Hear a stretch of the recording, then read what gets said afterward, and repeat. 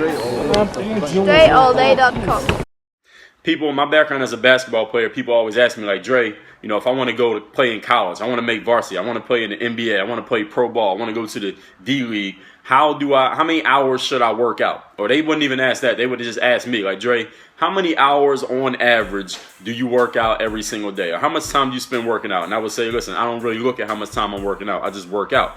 You're reading Stephen Covey, or it's Covey, Bobby.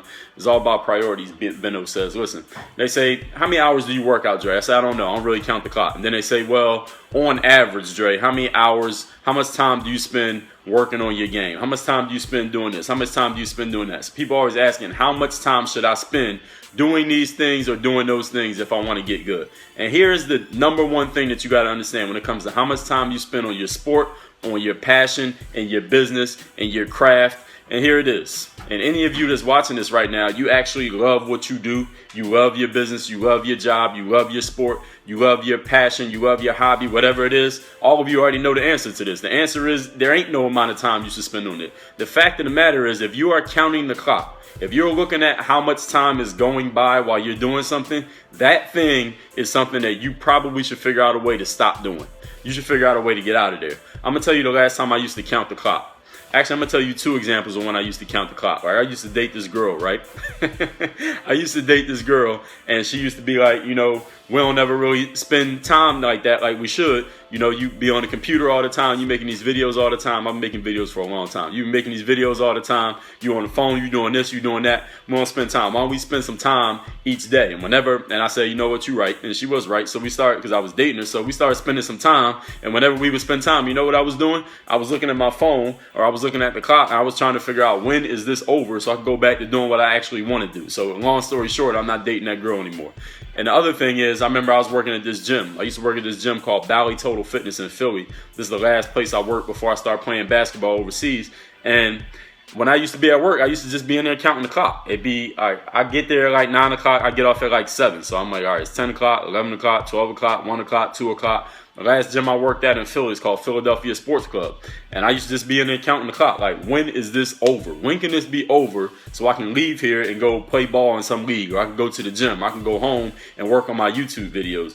Because I didn't love doing those things. I didn't love spending time with that female. I didn't love working at that job. I didn't love selling those gym memberships. I didn't love doing it. Therefore, I was looking at the clock, and therefore I was happy to get out of there. And then you think about this. I heard Les Brown say this. He said that, a bunch of people have said it actually. He said that the majority of heart attacks that happen in the United States, you know when they happen? They happen Monday morning between like 7 and 9 a.m. Have any of you ever heard that stat? That the majority of heart attacks that take place in America happen between 7 and 9 a.m. on Monday. So a whole bunch of heart attacks happened today about 11 hours ago. And why is that? That's because people hate going to work. They they go to work Monday through Friday, but it's Monday that they get the heart attack, because I think I heard Les say this on one of his audio tapes, because your heart keeps telling you it doesn't want to go to work. Like, yo, didn't I tell you I want to go to work? And your heart attacks you. And then, you know, if people end up dying from heart attacks, it's because people don't really want to be doing that thing.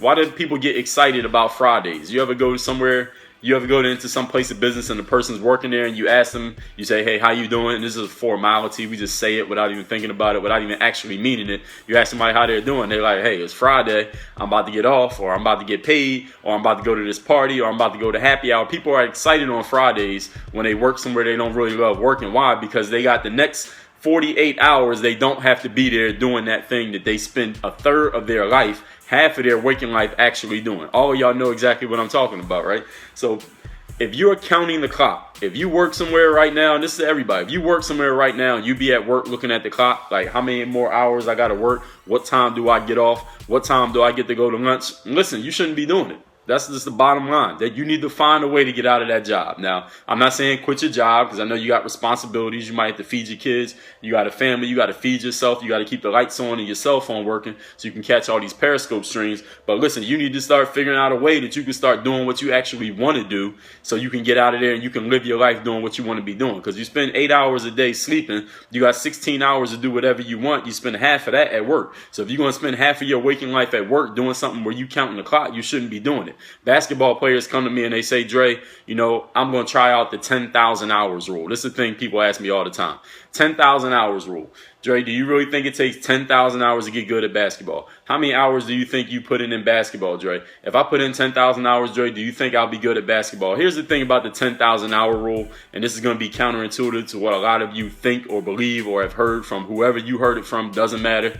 If you're counting the hours up to 10,000 of you doing anything, you're not going to be good. You're not going to be good at it, number one. Number two, you probably won't get to 10,000. And number three, you just wasted 10,000 hours of your life trying to do something that you don't even love doing. Because if you love doing something, you ain't counting the clock. When I go to a gym and I'm working on my game, my basketball game, I'm not looking at the clock like, okay, I worked out for 1 hour. That's good for the day. Let me go tweak that. Or, hey, I did 3 hours of workouts today. Let me add that on my quest to 10,000 hours. Listen, you're not counting the clock. Is there anybody here who loves what they do? If you watch, what's up, Loco Gangster? People who are watching this scope right now, do any of you love what you do for a living? Love what you do every day? You love your sport. You love your job. You love your business. You love the school that you're going to. Anybody here? And if you do, can you tell me, do you count the hours when you're working? Are you sitting there looking at the clock like, hey, I've been working for 5 hours a day. Hey, let me add that to my 10,000. Okay, law school 26. Do you count the hours when you're at work? Or are there times where more, for the most part, you're like, damn, you know what? I was working for the last 3 hours on this one thing, and I didn't even realize what time it was. Like, you know what? Damn, I forgot to eat because I've been here working this whole time. Like, damn, I missed that phone call, or I forgot to I was going to take a nap, but I didn't even take a nap because I got so caught up in my work that I'm passionate about that I wasn't even thinking about it. Like, damn, I just lost track of time, honey. I lost track of time, son, daughter, because I've been sitting here working. All of you know exactly. Sometimes I leave at 2 a.m. Why? And that's not, people don't leave at 2 a.m. when they hate their job. People don't leave at 2 a.m. when they just doing it just to get the check. People leave at 2 a.m. when they actually love what they're doing. I have not been to Sweden, Loco Gangster, but I want to come to Sweden. Shout out to Sweden. Listen. If you're counting the hours of anything that you're doing, ladies and gentlemen, exactly, passion. If you're counting the hours of what you're doing, if you play basketball, if you work at a job, even if you're running your business, if you started a business and you counting how much time you spend doing the business, listen, you're in the wrong business. You got to find yourself a new business. That's just not working. I got fired because I spent so much time on basketball, I forget to go to work. Well, hey, then find a way to make basketball work. Find a way to make playing basketball the same as going to work. And that can happen because there's people out there in the world who have already done it. There are people out there doing it, and you could be the same thing. Vivid 3J said, I watched the clock like crazy in high school. Yeah, if you're watching the clock, then what you need to do is start coming up with an exit strategy for you to get out of that thing. So here's the thing. If you're a person who does watch the clock at what you do, we're going to help you get out of that right here, right now. This is what you need to do. Number one, you need to think, first of all, you need to figure out, why are you actually doing that thing right now? Is it something that you have to be doing? Now, if you're in school, you in high school, you might have to finish high school. So the answer to that would be yes. The other thing is, let's say you got a job and you're working there because you need to pay bills. Hey, you need to feed your kids. You need to feed yourself. Is that something that you need to do? Is that important? Yes, it's important. So you might need to keep working there. So what you need to do is, second question you got to ask yourself is there an end game to what I'm doing right now that I don't even love doing? So this thing that I'm watching the clock at, what's the end game to it? So if you're in high school, you know the end game to high school is you graduate after 12th grade. So if you're in 11th grade, you know you got to finish 11th grade, you got to do all of 12th grade, and the end game is right there at the end of 12th grade. So you got to be able to see the end. You got to be able to see the exit strategy. You understand that? So if you have a job, this is the thing with me. When I used to work at this gym, thank you, Kissable XO, do I ever sleep? I definitely do sleep. I sleep 8 hours on average, just like everybody else. I mean, figuratively speaking, but yes. But back to my point, here's the second thing. Once you realize, if you do know the end game when you're getting out of it, then you're in good shape. But let's say you work at a job, you don't have an end game. There's no graduation from a job. Like when I worked at Philadelphia Sports Club and I was selling gym memberships, there wasn't no graduation. There wasn't no date where they said, all right, Dre, you did your requirements. Now you out of this job, you get to move on to the next thing. It don't work like that, does it? And that's how people get stuck working somewhere for 10, 20, 30, 50 years of their lives, doing something that they're not even passionate about. And then they're like, damn, what happened to my life? They won't tell you that, but that's what they're thinking. So here's the thing. if you work somewhere or you're doing something and you don't see the exit strategy, you need to start thinking of what your exit strategy is. And if it has to do with money, then that means you need to replace that income, which means you need to start building something on the side that can help you replace that income. Now, what can that be? You can start building your own brand. You can start creating content. You could join a company, maybe some businesses you can start on your own outside of what you're doing right now. There are plenty of ways that you can do that. And if you don't know, you have no idea how you can do that, just click the link in my bio, which is my email address. Just email me directly and I can give you some information on how to do that. I'm actually going to put out a free PDF and a webinar about that actual topic very soon. Do I work with some type of schedule to keep track of certain tasks of what I want to do? Yes, I definitely work with a schedule every single day. I know what my priorities are every day. I know my priorities by the beginning of the day, what I want to get done that day, and the priorities could change because somebody might ask me something, I might need to do something, some emergency might come up, not often, but something might come up that replaces the priorities, and then you change things around. So the first thing, just to recap, is you got to see the exit strategy and what you're doing. The second thing is, if there is no exit strategy, you need to start figuring out what the exit strategy would be and start taking some steps right now towards getting towards what that exit strategy is, if you don't see an exit strategy. And number three, you need to figure out, even if you get into that exit strategy, whatever it is, you got to find the thing that you can do where you're not counting the hours. You understand? Grandma said, I thought Dre once said, action is more important than reading. Yeah, action is more important than reading. You need to read too. You need both. They're both very important. Action is important once you have the necessary information to take some action. Reading is important because at the moments that you're not actually taking action, you do need to read to enrich your mind. You get the information, you get the knowledge, you get the experience of other people by reading. So both of them are important. Don't take everything I say literally as a law, because I'll say things that completely conflict with one another. Like, you need to read so you can get the information, but I also say you need to take action. So while you're reading, you're not taking action. While you're taking action, you're usually not reading. So you got to be able to figure which one works for you in that circumstance. So don't take everything as a robot, like me giving you instructions. You just need to do it. Take it as, okay, that makes sense, that makes sense. Let me see which one applies to me right now, my particular situation, for who I am as a person and where I'm at in my life. Understand that? So that's going to require something. That requires people to think. See, a lot of times people sometimes get upset with me because they ask me questions and I kind of throw it back to them to put them in a position where they got to think and figure it out for themselves. They get mad because I won't tell them what to do.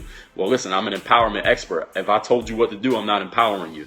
I'm basically weakening you because I'm telling you what to do. So if you want to be able to be empowered and start doing things on your own, you got to accept the fact that people are going to put it back on you. They call it the Socratic method.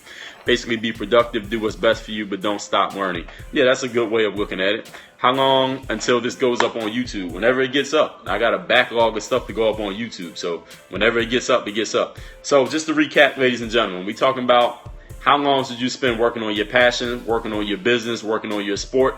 There is no time. If you're asking that question, how long should you spend? You are asking about something that you shouldn't even be doing. Go find something where you don't care how long you spend in it. Any of you ever start dating somebody, when you first start dating them, you spend like 8, 12, 24 hours with that person, just talking, just hanging out, doing whatever y'all doing. You like, damn, we've been up for 6 hours. We stayed up overnight and didn't even know it. We didn't even get tired. Any of you ever been in that situation? I'm sure you have. You know what that's like. When you're really passionate about something, you're really, you're really into that thing that you're doing. Exactly. Kissable XO. I know many of you know what I'm talking about. Y'all know exactly what I'm talking about. When you first get into something and you're really into it, you're not looking at the clock. If you're looking at the clock, you are in the wrong thing, in the wrong place, in the wrong relationship, playing the wrong sport, working at the wrong job, and you need to get the hell out of it. If it's a relationship, all you gotta do is start figuring, all right, what do I need? What do I need to do to get out of this relationship? Do I just need to dump this person? Do I need to get myself a car? Do I need to get a place to live? Do I need to get a job? So you need to start putting those things together. Start strategizing for how you can get out of that situation, whatever it is, job, business, work, sport, whatever. All right, everybody got that? This video, I'm sure you were entertained. Make sure to stay connected with me on all your favorite social networks. Twitter and Periscope at DreAllDay, Instagram Dre Baldwin, Facebook /Work on Your Game. You can bookmark my YouTube channel by subscribing, of course, and the website is workonyourgame, that's .me, workonyourga.me. And of course, my homepage is my website, DreAllDay.com, so you can know exactly what I'm doing, exactly when I'm doing it, and how you might be able to be involved. Work on your game.